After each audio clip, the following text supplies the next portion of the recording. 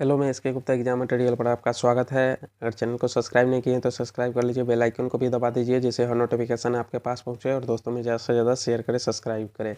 Railway exam का top 20 question लेके आए हैं जो आपके लिए बहुत ही फ़ायदेमंद है। आप किसी भी एग्ज़ाम का तैयारी कर रहे हैं, जैसे RPF technician, NTPC, JEE group D का किसी भी एग्ज़ाम का तैयारी कर रहे हैं, आपके लिए मोस्ट इम्पॉर्टेंट है। आप इसे ज़रूर देखें। चलिए क्वेश्चन पर चलते हैं। आवर्ती नियम निम्नलिखित में से किसने दिया था? आवर्ती नियम निम्नलिखित में से किसने दिया था? तो ये Carlton, Emil Fischer, Charles Darwin या डेमेट्री मेंडलीफ ने। तो इसका आंसर हो जाएगा आवर्ती नियम दिया था मेंडलीफ ने दिया था, डेमेट्री मेंडलीफ ने दिया था। ये चार्ल्स डार्विन जो है विकासवाद का सिद्धांत दिया था चार्ल्स डार्विन ने। नेक्स्ट पर चलते हैं। निम्नलिखित में से कौन सा स्वतंत्र अवस्था में पाई जाती है? स्वतंत्र अवस्था में कौन पाई जाती है? एल्युमिनियम, सोना, क्रोमियम या कैल्शियम? तो सबसे ज़्यादा जो होता है स्वतंत्र अवस्था में पाई जाती है, सोना पाई जाती है। इसका सांकेतिक जो नाम होता है एयू होता है। और एल्युमिनियम बॉक्साइट का अयस्क एल्युमिनियम है। क्रोमियम होता है जो जंग रोधी इस्पात को चमकने के लिए क्रोमियम मिलाया जाता है। और कैल्शियम जो होता है, मनुष्य की हड्डी में सबसे ज़्यादा कैल्शियम पाया जाता है। कैल्शियम और फास्फोरस की मात्रा सबसे ज़्यादा होती है। नेक्स्ट पर चलते हैं। हैलोजनों में सबसे अधिक अभिक्रियाशील है फ्लोरीन, क्लोरीन, ब्रोमीन, आयोडीन। तो इसका आंसर हो जाएगा हैलोजनों में सबसे जो अधिक अभिक्रियाशील होती है फ्लोरीन होता है। क्लोरीन से पानी को शुद्धिकरण किया जाता है क्लोरीन के द्वारा।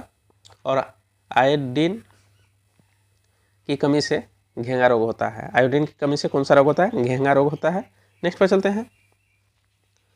पानी से लोहा तथा मैंगनीज किस प्रक्रिया से हटाए जाते हैं? पानी से लोहा तथा मैंगनीज में किस प्रक्रिया से हटाया जाता है? वायु मिश्रण के द्वारा, क्लोरीकरण के द्वारा या निस्पंदन के द्वारा या चूना सोडा उपचार के द्वारा? तो इसका जो आंसर हो जाएगा, इसको हटाया जाता है क्लोरीकरण के द्वारा हटाया जाता है। नेक्स्ट पर चलते हैं। ताप का सबसे अच्छा चालक कौन है? लोहा है, चांदी है, सोना है, तांबा है। तो ताप का सबसे अच्छा जो चालक होता है चांदी होता है। इसका सांकेतिक जो नाम होता है एजी होता है। सोना का एयू होता है और लोहा का आयरन होता है। सबसे ज़्यादा लोहा जो पाया जाता है, पालक की सब्जियों में सबसे ज़्यादा लोहा पाया जाता है। नेक्स्ट पर चलते हैं। मीथेन में कितने एकल बंध मौजूद होते हैं? मीथेन में कितने एकल बंध मौजूद होते हैं? 6 होते हैं, 5 होते हैं, 7 होते हैं, 4 होते हैं। तो मीथेन का जो सूत्र होता है CH4 होता है। इसमें एकल बंध की संख्या 4 होती है। नेक्स्ट पर चलते हैं। बायोडीजल तैयार किया जाता है इट्रोक्विलेरिया के द्वारा, जेट्रोफा के द्वारा, देवदार द्वारा या इक्विलिप्टस के द्वारा। तो इसको तैयार किया जाता है बायोडीजल व जेट्रोफा के द्वारा किया जाता है। नेक्स्ट पर चलते हैं। किसने ग्रह की गति के नियमों की खोज किया था? किसने ग्रह की गति के नियम की खोज किया था? जे केपलर ने किया था, एल्बर्ट आइंस्टीन ने किया था, कोपरनिकस या ओटो ब्लेथी? तो इसका जो आंसर हो जाएगा, ग्रहों के गति के नियम की खोज जे केपलर ने किया था। एल्बर्ट आइंस्टीन का E बराबर MC का स्क्वायर का सिद्धांत दिया था।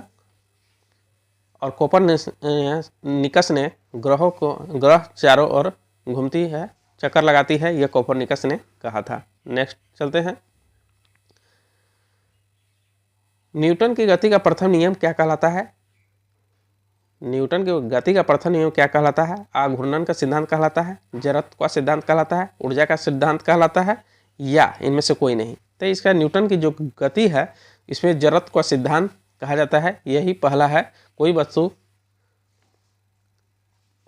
जैसे ट्रेन चल रही है, उसमें बस चल रही है, उसमें बैठे बस एकाएक चलना स्टार्ट हुआ तो आगे या पीछे की ओर होना, ये जड़त्व का सिद्धांत है। न्यूटन के फर्स्ट नियम से बल की परिभाषा के बारे में पता चलता है।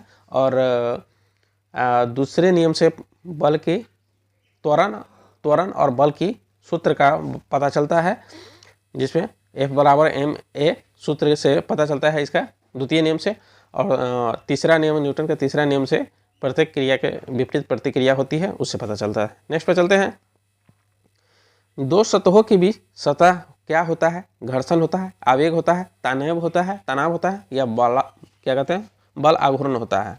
तो इसका जो आंसर हो जाएगा घर्षण हो जाएगा। दो सतहों के बीच सतह जो होता है घर्षण होता है। नेक्स्ट पे चलते हैं। चंद्रमा पर वायुमंडल अनुपस्थित क्यों है? यह पृथ्वी के निकट है, या पृथ्वी की परिक्रमा करता है, या इसका गुरुत्वीय त्वरण कम है, या इसका गुरुत्वीय त्वरण अधिक है। तो इसका जो आंसर हो जाएगा इसका गुरुत्वीय त्वरण कम के कारण होता है। नेक्स्ट पर चलते हैं। किसी पाइपलाइन के केंद्र पर स्थित किसी कण का वेग क्या होता है? किसी पाइपलाइन के केंद्र पर स्थित किसी वेग कण का जो वेग होता है अधिकतम होता है या न्यूनतम होता है? अधिकतम, न्यूनतम, शून्य, इनमें से कोई नहीं। तो इसमें इसका आंसर हो जाएगा अधिकतम होता है। किसी पाइपलाइन के केंद्र पर स्थित किसी कण का वेग जो होता है अधिकतम होता है। ये मोस्ट इम्पॉर्टेंट ग्रुप डी के लिए मोस्ट इम्पॉर्टेंट है, NTPC वालों के लिए भी मोस्ट इम्पॉर्टेंट है, जो टेक्नीशियन का एग्जाम अभी चल रहा है उन सभी के लिए अनिवार्य है। नेक्स्ट पे चलते हैं। वायु दाब को किस यंत्र की सहायता से मापा जाता है? सिस्मोग्राफ द्वारा, बैरोमीटर द्वारा, अल्टीमीटर द्वारा या थर्मामीटर द्वारा? तो वायु होता है, वायु दाब को जो मापा जाता है बैरोमीटर द्वारा मापा जाता है। सिस्मोग्राफ से भूकंप का अध्ययन किया जाता है। रिएक्टर स्केल से भूकंप की तीव्रता के बारे में पता चलता है। अल्टीमीटर से ऊंचाई से इसके बारे में पता चलता है, और थर्मामीटर फीवर वर्ड जांचने के लिए ये किया जाता है। नेक्स्ट पर चलते हैं। बत्ती वाले में केरोसिन के बत्ती के ऊपर चढ़ने का कारण क्या है? प्रासरण के कारण चढ़ता है, या विसरण के कारण चढ़ता है, पृष्ठ तनाव के कारण, या जीव द्रव के कारण? तो इसका जो आंसर हो जाएगा बत्ती जो केरोसिन वाले बत्ती जो तेल ऊपर चढ़ता है वह पृष्ठ तनाव के कारण चढ़ता है, और विसरण जो होता है धूल कण जो होता है वह विसरण से संबंधित है। नेक्स्ट पर चलते हैं। वर्गीकरण का द्विनाम पद्धति की अवधारणा किसने दी थी? वर्गीकरण की द्विनाम पद्धति की अवधारणा किसने दी थी? लिनियस दिया था, जॉनसन दिया था, वाटसन दिया था, वेंथम एम हुकर ने दिया था। तो इसका आंसर जो हो जाएगा लिनियस ने दिया था वर्गीकरण के द्विनाम पद्धति की। नेक्स्ट पर चलते हैं। दूसरा सबसे बड़ा प्राणी संघ कौन सा है? दूसरा सबसे बड़ा प्राणी संघ कौन सा है? ये पहला नहीं पूछ रहा है, दूसरा पूछ रहा है। टेनिफोरा, मोलस्का, पोरीफोरा या प्लेटीहेल्मिन्थिस? तो इसका आंसर हो जाएगा दूसरा सबसे जो प्राणी है मोलस्का संघ के प्राणी होता है, और सबसे बड़ा जो होता है आर्थ्रोपोडा संघ के प्राणी को कहा जाता है। नेक्स्ट पर चलते हैं। लसिका इसमें उपस्थित होती है संवहन ऊतक में, उपास्थि में, सल्की में या तंत्रिका में? तो इसका जो आंसर हो जाएगा लसिका किसमें उपस्थित होती है? तो ये संवहन ऊतक में सबसे ज़्यादा होता है। नेक्स्ट पर चलते हैं। श्वसन की क्रिया संपन्न होती है, श्वसन की क्रिया कहाँ संपन्न होती है? माइटोकॉन्ड्रिया में संपन्न होती है, हरित लवक में संपन्न होती है, राइबोसोम में या लाइसोसोम में? तो यह माइटोकॉन्ड्रिया में संपन्न होती है श्वसन क्रिया। इसे पावर ऑफ हाउस भी कहा जाता है, और लाइसोसोम को आत्महत्या की थैली लाइसोसोम को कहा जाता है, और राइबोसोम को प्रोटीन की फैक्ट्री कहा जाता है।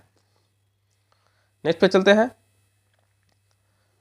मानव के हृदय में कितने वाल्व होते हैं, माने कितने कक्ष होते हैं? 4 होते हैं, 3 होते हैं, 2 होते हैं, 1 होते हैं? तो मानव के हृदय में जो होते हैं वो 4 कक्ष होते हैं।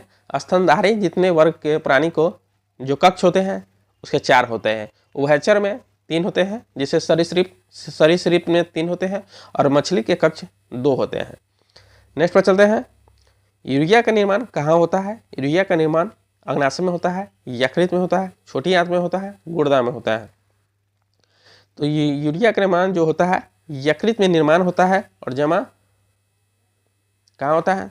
जमा पित्ताशय में होता है, और भोजन जो पचता है छोटी आंत में सबसे ज़्यादा पचता है, और ये गुर्दे होता है, गुर्दे का काम होता है रक्त का शुद्धिकरण इसमें गुर्दे द्वारा किया जाता है। ठीक है, अगर आप लोगों को पसंद आया हो तो please like, subscribe and comment करना ना भूलें। मिलते हैं नेक्स्ट वीडियो में।